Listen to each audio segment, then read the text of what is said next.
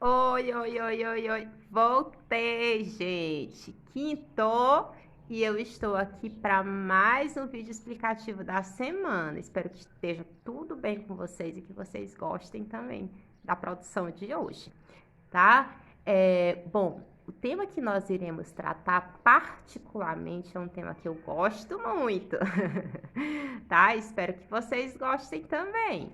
Ele vai tratar da questão da população mundial. Tem uma ciência dentro da nossa disciplina, dentro da geografia, que vai estudar a questão da população, dos aspectos populacionais, que é a chamada demografia. Então, não esqueçam, quando você escutar alguma palavrinha fazendo relação com aspectos demográficos, critérios demográficos, a gente está tratando de população, tá?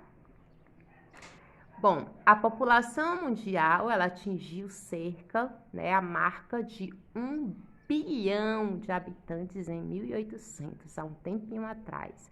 E na época, as condições sanitárias eram mais precárias, na verdade, do que atualmente. E é porque a gente observa que a gente vive ainda muito na precariedade. Só a gente observar na nossa cidade, na nossa rua, que muitas das vezes falta água tratada, falta rede de esgoto, né? Falta asfalto nas ruas, o calçamento, falta uma coleta de lixo adequada. Tem ruas que o carro do lixo passa uma semana e olha lá quando passa, né? Principalmente as áreas mais suburbanas, os bairros mais distantes, tá? Então, nessa época foram criadas por um pesquisador, por um geógrafo, Thomas Malthus, algumas ideias pessimistas sobre esse crescimento da população. Ele achava, de certa forma, uma ideia equivocada, que quanto mais a população ia crescendo, ele pensava que talvez fosse faltar alimentos, né, para abastecer essa população. Mas com o passar do tempo, com as evoluções tecnológicas, com as evoluções científicas, a população mesmo assim continuou crescendo, chegando a 7 bilhões de pessoas em 2011 e ano passado chegando a 7,8 bilhões. Então a população só tende a crescer. Hoje em dia, num ritmo menos acelerado que antes, mas a gente tende a estar crescendo, tá? Bom, desde quando atingimos a marca de 1 bilhão de habitantes, lá em 1800, o ritmo do crescimento da população tem sido expressivo, principalmente no século passado. Como eu já falei, atualmente esse ritmo já está um pouco menos elevado, tá? Desde a Revolução Industrial, os habitantes do globo viveram significativas mudanças, né? De qualquer forma, a indústria, a tecnologia, ela fez com que um dos pontos positivos foi com que às vezes as pessoas pudessem viver mais, tivessem mais longevidade e melhores condições de vida. São exemplos dessas mudanças significativas o desenvolvimento da penicilina, que é um medicamento contra várias doenças que afetavam e afetam nossa vida, o uso da tecnologia na produção de alimentos, né, o surgimento de vacinas para a erradicação de doenças, que é o que a gente tanto está escutando falar nesses últimos tempos por causa do coronavírus, né? O saneamento básico, tratamento de esgoto, planejamento urbano, além das infraestruturas que fizeram e possibilitaram que a gente vivesse um pouco melhor que antigamente, tá? Bom, desde que a gente se tornou sedentário, né? Até porque antes, lá antes da Revolução Neolítica, as pessoas eram nômades, viviam mudando constantemente.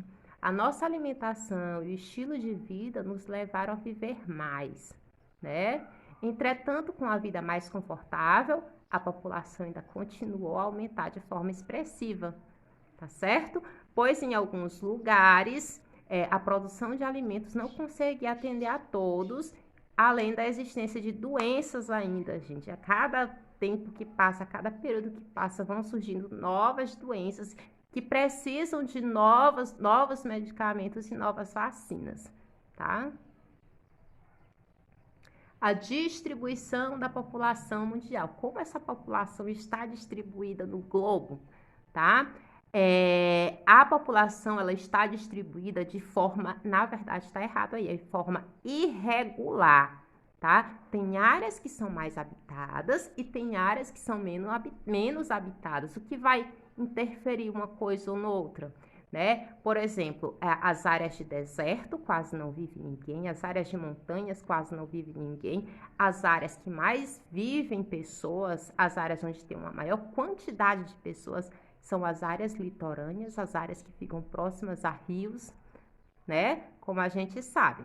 Então, há enormes áreas com vazios demográficos, que é o que eu já falei, áreas desérticas, áreas de montanhas, áreas onde o frio é intenso nos polos norte ou sul, tá? Porém, existem territórios pequenos que abrigam uma significativa quantidade de pessoas, fazendo-as viver em condições de superlotação em determinados momentos. Aí tem o exemplo do Japão, mas eu vou citar um exemplo do nosso país, tá? Bom, o Brasil, por exemplo, a distribuição da população brasileira está também irregular, né? Se a gente for olhar um mapa populacional do Brasil, a maior parte da população está localizada e vive nas áreas litorâneas, né? A região sudeste é a região mais povoada e populosa, né? Povoada sempre quer tratar em relação à área, é a quantidade de pessoas em relação à área. E a região norte, que é uma região gigantesca, a maior região que a gente tem, ela não é tão povoada assim, tá?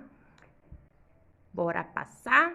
Então, segundo o Worldometer, organização que estuda dados demográficos, a população mundial está distribuída pelo planeta da seguinte forma, tá?